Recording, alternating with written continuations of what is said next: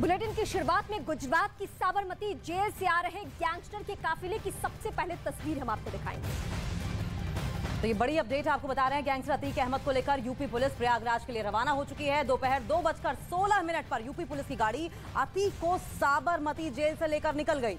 UP police के 32 जवान और ऑफिसर अतीक को लेकर जा रहे हैं। अतीक को एक बार फिर सड़क के रास्ते प्रिजनर वैन से प्रयागराज ले जाया जा रहा है। बायोमेट्रिक लॉक वाले इस वाहन से अतीक करीब 1300 किलोमीटर का सफर तय करने वाला है।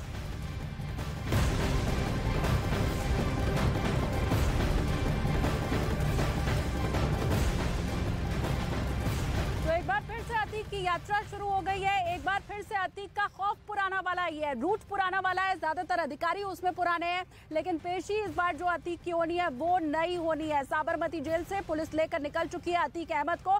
प्रयागराज तक का ये जो सफर है उसमें अतीक खासा डरा सहमा रहेगा। गाड़ी की स्पीड कम होगी तब अतीक डरेगा, बीच में अगर स्पीड ब्रेकर आएगा तब अतीक अहमद का डर एक बार फिर से बढ़ जाएगा। इस पुराने रूट पर पुराने डर के साथ नई पेशी के लिए अतीक अहमद निकल चुका है और उससे जुड़ी जो हर तस्वीर है वो आप तक हम पहुंचा रहे हैं। और देखिए, ऐसी ही कुछ तस्वीर कंट्रोल रूम में बैठे हुए पुलिस अधिकारियों तक भी लगातार पहुंचती रहेगी, क्योंकि इस बार का जो सिक्योरिटी सिस्टम है वो पिछली बार के बनिस्बत और ज्यादा पुख्ता दिखाई दे रहा है और ज्यादा मुस्तैदी के साथ अतीक अहमद को इस बार उत्तर प्रदेश पुलिस ले जाती हुई दिखाई दे रही है। उसमें सबसे खास चीज जो हमने देखी, जैसा जनक भी लगातार आप तक तस्वीरें पहुंचा रहे थे, कि कैसे इस बार तमाम जो पुलिसकर्मी हैं उन्होंने बॉडी वॉर्न कैमरा अपने साथ रखा हुआ है। ज्यादातर जो बॉडी वॉर्न कैमरे वाले पुलिस के लोग हैं वो अतीक अहमद वाले वज्र वाहन में ही बैठे हुए हैं। आप देखिए, इसकी लाइव स्ट्रीमिंग एक तरह से की जा रही है। जो अतीक अहमद का काफिला चल रहा है उसकी तस्वीर आपके सामने है। एक तस्वीर न्यूज 18 इंडिया आप तक पहुंचा रहा है। ये वज्र वाहन के बाहर की तस्वीरें हैं, लेकिन पुलिस अधिकारियों को जो तस्वीरें मिल रही हैं वो तो वज्र वाहन के अंदर की भी मिल रही हैं। अतीक अहमद कब हिलेगा, कब डुलेगा, कब अपनी पोजीशन चेंज करेगा, ये सारी चीजें सीधा पुलिस कंट्रोल रूम तक लगातार पहुंचती चली जा रही है, क्योंकि बॉडी वॉर्न कैमरे के जरिए लाइव स्ट्रीमिंग अतीक अहमद के इस काफिले की इस बार हो रही है। अच्छा, इन सब के बीच ये जो बॉडी वॉर्न कैमरा पुलिस अधिकारियों के पास है, पुलिस कर्मियों के पास है, उसकी खास बात यह भी है कि लाइव स्ट्रीमिंग के दरमियान अगर पुलिस वाले चाहेंगे तो रूट को बदला भी जा सकता रहेगा। मतलब आगे की जो प्लानिंग है वो इस लाइव स्ट्रीमिंग के जरिए भी बहुत हद तक तय होती रहेगी। और ये सारी चीजें क्यों हैं वो भी आप समझिए। ये दरअसल एक ट्रांसपेरेंसी रखने की कोशिश की जा रही है, न सिर्फ कोर्ट के जरिए बल्कि पुलिस के जरिए भी, ताकि वो आरोप जो लगातार पुलिस के ऊपर लगते रहे कि मंशा तो उसकी कुछ और है, करना वो कुछ और जाती है, और इसीलिए अतीक को साबरमती जेल से बार बार प्रयागराज ले जाया जा रहा है। मैं एक बार फिर से जनक का रुख करती हूँ जो इस काफिले के साथ ही चल रहे हैं। जनक, ये बॉडी वॉर्न कैमरा और तमाम चीजें सिर्फ इसलिए ताकि अभी भी अतीक ने जो डर जताया है कि उत्तर प्रदेश पुलिस के मंसूबे कुछ और है, मंशा कुछ और है, उसको गलत साबित किया जा सके। ट्रांसपेरेंसी इस बार और ज्यादा है। जनक, बिल्कुल बिल्कुल, देखिए ये इसीलिए, और तो पूरी जानकारी भी आज भी आपने देखा जो वक्त लगा। पिछली बार जैसे सुबह 9 बजे से आई थी यूपी पुलिस और शाम को लगभग 5:55 को यहाँ से लेके निकली थी, आज भी तकरीबन वही टाइम था। लगभग 9:30 पौने 10 के आसपास यूपी की टीम वहाँ पर पहुँची, लेकिन 2 बजे तक वो निकल चुकी थी। ये 2 बजे तक का जो वक्त लगा वो एक तो पहला यही था कि आप आश्वस्त करें, क्योंकि मैं आपको बार बार ये पहले हम बता चुके हैं कि सुप्रीम कोर्ट के आदेश पर ये इसकी कस्टडी है वो गुजरात पुलिस को मिली है या साबरमती जेल की अथॉरिटी को मिली है। तो ऐसे में यहाँ के जो जेल अधिकारी हैं वो आश्वस्त होना चाहते थे कि इसकी सुरक्षा का जिम्मेवारी कैसे होगी। अगर आप कोर्ट के आदेश पर इसको मूव कर चुके हैं, क्योंकि अब इसकी कस्टडी है वो इलाहाबाद कोर्ट की MP MLA कोर्ट ने सजा इसको दे दी है, उस सजा में वो गुनहगार साबित हो, मुलजिम हो चुके हैं। तो ऐसे में कस्टडी अब यूपी पुलिस की, यूपी की कोर्ट की है, तो अब यूपी की कोर्ट डिसाइड करेगी इसमें। तो ऐसे में मूवमेंट किस तरीके की होगी, तो उसके लिए क्या प्रोटोकॉल होगा। तो प्रोटोकॉल ऑलरेडी इलाहाबाद कोर्ट ने लिख के भेजा था कि सभी लोग जो हैं वो बॉडी वॉर्न कैमरे से सज्ज होंगे, क्योंकि उसकी लाइव स्ट्रीमिंग हो जाएगी। कल उठ के मान के कोई उसको जो डर लग रहा है कि उसका एनकाउंटर हो जाएगा तो किन घटनाओं में हुआ, तो वो भी एक लाइव तस्वीरें वहाँ पे एक सबूत के तौर पे रह सकती हैं। उसके अलावा CCTV भी है अंदर। अगर आप इस वैन में देखें, ये अतीक की वैन को न्यूज 18 इंडिया का कैमरा लगातार फॉलो कर रहा है। अंदर CCTV भी है। बाहर का एक दरवाजा है, उसके अंदर एक और डिजिटल लॉक किया हुआ दरवाजा है जिसका पासवर्ड है वो वहाँ पर लगा हुआ है, और लगातार इस तरीके से इसको सुरक्षा गिरावट। देखिए, ये यूपी पुलिस हमें भी बोल रही है कि आप थोड़े साइड में रहें, ये हम काफिले को लेकर जा रहे हैं। तो ये इस तरीके से तस्वीर हम लगातार उसको ट्रैक कर रहे हैं। और तो ये जो काफिले हैं उसकी तस्वीरें देखिए, और बिल्कुल यही आश्वस्त किया कि 32 जवान आए हैं। वो 32 जवान आए हैं, वो 32 जवानों में भी 2 एसपी तबके के हैं, 4 डिप्टी एसपी तबके के हैं। बाकी जो जवान हैं उनके पास इंसास राइफल है, उसके अलावा AK-47 है। तो सारे तामझाम जो कहें, जो एक सुरक्षा का घेरा वो उसको पूरी तरीके से दिया हुआ है। तो जब सुरक्षा घेरा आपके पास मजबूत है तो फिर वो उस डरने की जरूरत नहीं है। और उसके बीच उसके अलावा सारी चीजें कैमरे पर कैद हो रही है। पुलिस के लिए, प्रशासन के लिए बिल्कुल कानून के दृष्टि में जरूर है जनक, लेकिन कहते हैं ना चोर की दाढ़ी में तिनका। ये जो कैमरे लगाए गए हैं वो तो दरअसल ट्रांसपेरेंसी के लिए लगाए गए हैं, कानून पर भरोसा लोगों का रहे इसके लिए लगाए गए हैं। लेकिन अतीक तो ये सोच रहा होगा कि मेरी एक एक कदम की, एक एक मूवमेंट की जानकारी वहां रखी जा रही है और इसके जरिए संभवतः कुछ गलत भी हो सकता है। यही मानना अतीक का है, क्योंकि जब वो जेल के बाहर निकला और मेरे सहयोगी जनक भी वहां पर मौजूद थे, बात करने की कोशिश की गई जब अतीक से, तो उसका खौफ कैसे सामने आ गया वो सुनिए आप जरा। मारना चाहिए। मैंने उमेश पाल के हफ्ते में तो वीडियो कॉन्फ्रेंसिंग हो सकती थी, और वीडियो कॉन्फ्रेंसिंग के लिए सुप्रीम कोर्ट ने कहा है। तो ये सुना आपने अतीक ने क्या कहा। बहुत ज्यादा बदलाव उसकी बातों में पिछली बार और इस बार में है नहीं। पिछली बार के डर और इस बार के डर में बहुत ज्यादा अंतर नहीं है। ये वो अतीक है जिसके नाम से ही आम लोग थर थर कांपने लगते थे, खौफ में आ जाते थे। आज कैसे बंदिशों के साथ, बाकायदा मुस्तैदी के साथ, हर तरह के प्रोटोकॉल के साथ, इतनी गन राइफल के साथ वज्रवाहन में बैठा ये अतीक अहमद दिखाई दे रहा है। जनक भी काफिले के साथ चल रहे हैं और जैसा इसके पहले जनक ने कहा भी कि पुलिस वालों ने मीडिया को भी कहा है कि आप जरा अलग हटकर चलिए, तो कोशिश हमारी यही है कि ये जो काफिला चल रहा है उसके साथ भी हम चलें, किसी तरह का कोई व्यवधान भी ना डालें। और जरूरी भी है जनक ये काफिला दिखाना, और अतीक की अभी की स्थिति कितनी दयनीय हो गई है, कितने बुरे हश्र उसका हो गया जनक, ये लोगों तक पहुंचना चाहिए ताकि कानून पर भरोसा भी लोगों का जगे और दूसरे माफिया भी डरे कि हश्र उनका भी ऐसे ही होने वाला है। जनक तस्वीरें भी आप जरा बताते चलें।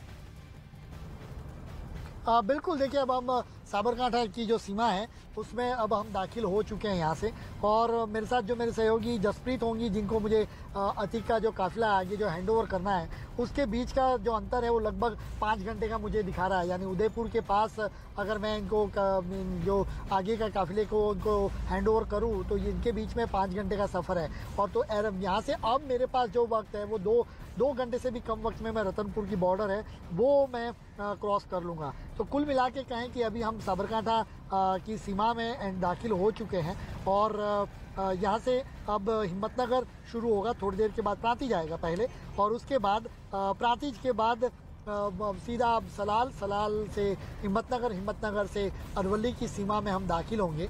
और देखिए ये काफिले की तस्वीर जहाँ पे मैं आपको दिखा रहा हूँ। अब हम टोल टैक्स आएगा जहाँ पर ये साबरकांठा की सीमा का जो इलाका है वहाँ से वो शुरू होता है। तो यहाँ पर हम लोग अभी एंटर कर चुके हैं साबरकांठा की सीमा में, और ये काफिले को हम आगे ले जाते हुए उसके पीछे हम लोग तस्वीरें भी हम अपने दर्शकों को दिखा रहे हैं कि आगे की जो वैन जा रही है वो वैन में अभी अतीक अहमद सवार है। अतीक अहमद के लिए काफ़ी मुश्किल होता होगा क्योंकि अब उम्र भी उस तरीके से हुई है, और जिस तरीके से आप अगर इस वैन में चलें, और लोहे की वैन है और कड़ी धूप है, आज बाहर का तापमान अगर देखा जाए तो मुझे 42 डिग्री दिखा रहा है।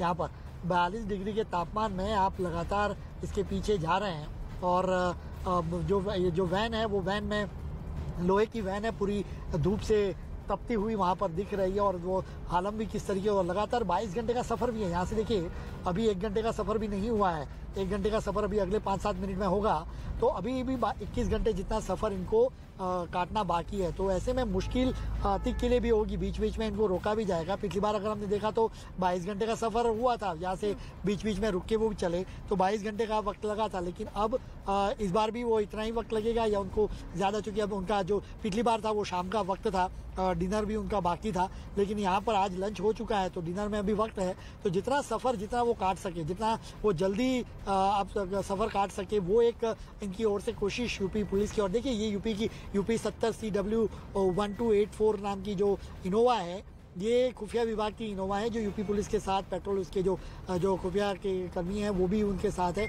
और वो लगातार गाड़ियों को पीछा करने से रोक रहे हैं कि आप आगे मत बढ़िए। वो 2 कॉन्वॉय जा रहे हैं उसको हम रोकते हैं। हम लोग कोशिश कर रहे हैं कि वो अतीक की गाड़ी है उसको कांस्टेंट फॉलो करे लेकिन उनके व्यवधान भी ना हो। हम उनके साथ सफ़र में चल रहे हैं और लगभग अभी 80-90 की रफ्तार से गाड़ियाँ लगातार चल रही है पिछले 1 घंटे से। तो ऐसे में हमने लगभग 50 किलोमीटर जितना सफ़र तो तय कर लिया है। अभी चूँकि 20-22 किलोमीटर के बाद सीधा हिम्मतनगर आएगा जो 70 किलोमीटर 75 किलोमीटर का होता है। तो यहाँ से अभी हम वो साबरकांठा सीमा जैसे मैंने बताया वो हम दाखिल हो। हाँ बिल्कुल जनक, लेकिन बुरे काम का हश्र क्या होता है ये समझ लेना चाहिए। और जैसा इसके पहले आप कह भी रहे थे जनक कि अतीक की उम्र हो गई है, आपने कहा कि अतीक को बड़ा मुश्किलों भरा ये उसका सफ़र रहने वाला है, न सिर्फ खौफ के लिए बल्कि बाकी दृष्टिकोण से भी। देखिए 60 साल की उम्र हो चुकी है अतीक अहमद की, भरी गर्मी में वज्रवाहन में जिस तरह से अतीक अहमद को लेकर आया जा रहा है, लेकिन मुझे लगता है इसी के साथ कि अतीक को अब इन चीज़ों की आदत डाल लेनी चाहिए। वो ऐशो आराम जो पहले उसे मिला करता था, वो खौफ जो उसका पहले चला करता था, वो जीवन जो वो पहले जिया करता था, अब आगे निकट भविष्य में मरने तक, बल्कि अगर हम ये कह लें तो कम से कम अतीक को वो नहीं मिलने वाला है। अब ऐसा ही जीवन जो कि मुश्किलों भरा रहने वाला है, जो कि जांच पड़ताल भरा रहने वाला है, जिसमें खौफ और दहशत हर वक्त रहने वाली है, यही अतीक का भविष्य है। और इसकी आदत अतीक जितना जल्दी डाल सके उतना बेहतर है। और ये जो तस्वीरें हैं अतीक के परिवार वालों तक भी जरूर पहुंच रही होगी और उनका भविष्य क्या है वो अतीक की इन तस्वीरों के जरिए वो भी समझ पा रहे होंगे। जनक जी देखिए, मैं जो आपको बोल रहा था टोल टैक्स जो मैं बता रहा, ये टोल टैक्स हम लोग क्रॉस किया है और अब से यहाँ से 3 किलोमीटर बाद प्रांतिज लगता है। तो हम साबरकांठा सीमा में एंटर तो हो चुके हैं और अभी हम आगे बढ़ रहे हैं और हम उदयपुर की और आगे बढ़ रहे हैं। रतनपुर जो चेक पोस्ट हैं जो गुजरात और राजस्थान सीमा को जोड़ती है, तो वहाँ तक हम लोग आगे बढ़ रहे हैं। तो ये हम राजस्थान सीमा की ओर आगे बढ़ रहे हैं और 3 किलोमीटर बाद प्रांतिज आएगा। प्रांतिज है वो साबरकांठा का एक तहसील है और वहाँ पर हम लोग ये दाखिल हो चुके हैं आगे में और ये हिम्मतनगर होते जाएगा। और जो आप बात कर रहे थे बिल्कुल सही है।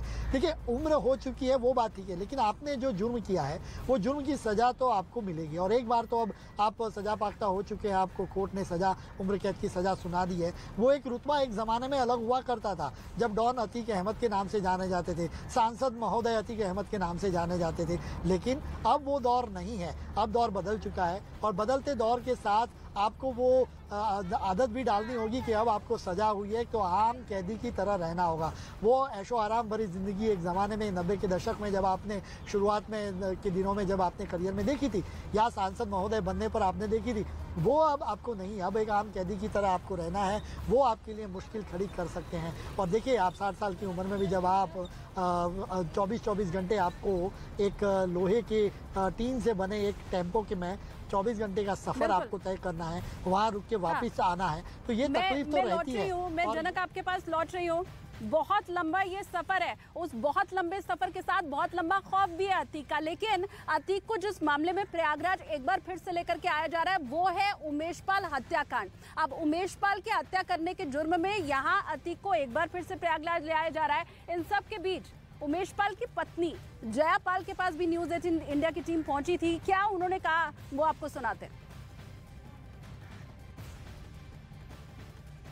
लेकिन जो मेरे बेटे के जो सीसी कैमरे में दिखाई दे रहे हैं जिन्होंने हत्या की है, मेरा यही कहना है कि उससे कबूलवाएं और जो हत्यारे हैं उनको पकड़ें और उनको भी मुतला। देखिए जो अभी तक कार्रवाई हुई है उससे हमें संतुष्टि है, इसलिए कि अगर आज इतना बड़ा कदम शासन न उठाई होती, योगी जी न किए होते, तो हम अपने आप से कोई निर्णय न ले पाते। जो कार्रवाई वो करवा रहे हैं या कर रहे हैं, क्योंकि ये मेरे हाथ में तो है नहीं और ये शासन प्रशासन द्वारा हो रहा है। और मैं चाहती हूँ बस कि जो ये ला करके इन्हें जो पूछताछ के लिए कर रहे हैं, तो मैं सिर्फ यही मांग करूँगी कि जो इन्होंने मेरे आदमी और मेरे 2 गनरों की हत्या करवाई है, इस तरह से इनकी जो पूछताछ होगी, पूछताछ जो करना कार्रवाई करें। लेकिन मैं बस यही मांग रही हूँ कि इनकी भी इसी तरह से हत्या कराई जाए। तो उमेश पाल की पत्नी की बात आपने सुन ली, उनकी मां की बात आपने सुन ली, और ये जो काफिला अतीक का चल रहा है उसकी हर तस्वीर तो हम आप तक पहुंचाते ही रहेंगे। लेकिन उमेश पाल हत्याकांड जिसके लिए अब पूछताछ अतीक के साथ की जाएगी, उसकी साजिश रची कैसे, अतीक ने साबरमती जेल से बैठकर और कैसे वो चिंगारी भड़काई अपने बेटे के भीतर, उससे जुड़ी एक रिपोर्ट भी आपको दिखाते हैं कि कैसे अतीक ने एक फोन किया और उस फोन की चिंगारी ही उमेश पाल हत्याकांड की मुख्य वजह बनी। देखिए तो फिलहाल ये तस्वीर आपकी टीवी स्क्रीन पर देखिए, किस तरीके से अतीक अहमद को लेकर यूपी पुलिस रवाना हो चुकी है।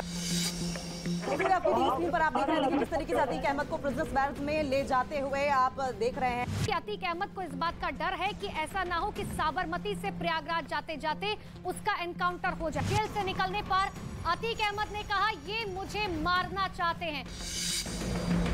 चाक चौबंद सुरक्षा बंदोबस्त के बीच 32 जवानों के काफिले के साथ यहाँ से अतीक का काफिला निकला है।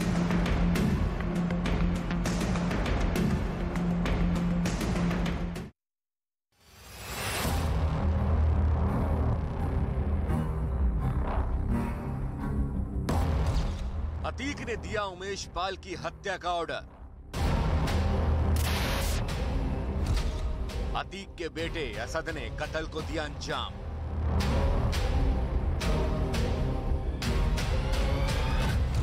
अतीक के बेटे असद पर 5 लाख का इनाम।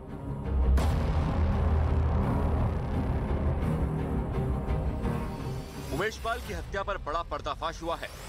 पुलिस सूत्रों के मुताबिक गैंगस्टर अतीक अहमद ने जेल से ही उमेश पाल की हत्या का आदेश दिया था। पुलिस सूत्रों का यह भी दावा है कि अतीक के कहने पर ही 24 फरवरी को उमेश पाल की हत्या की गई थी और इस मामले में अतीक अहमद भी आरोपी है, जो उमेश पाल अपहरण मामले में गुजरात की साबरमती जेल में उम्र कैद की सजा काट रहा है। पुलिस सूत्रों के मुताबिक अतीक ने इस जेल से अपने बेटे असद को इस हत्याकांड से पहले फोन किया था। उस दौरान असद बिरयानी खा रहा था, जिस पर अतीक का गुस्सा भड़क गया और उसने अपने बेटे को उमेश पाल को ठिकाने लगाने का आदेश दे दिया। अतीक ने गुस्से में अपने बेटे असद से कहा, क्या कर रहे हो? अब्बू बिरयानी खा रहा हूँ। तुम्हारा बाप जेल में है और जलालत की जिंदगी जी रहा है और तू बिरयानी खा रहा है। उमेश पाल तेरे बाप को नीचा दिखाने की बात कर रहा है और अब शब्द कह रहा है।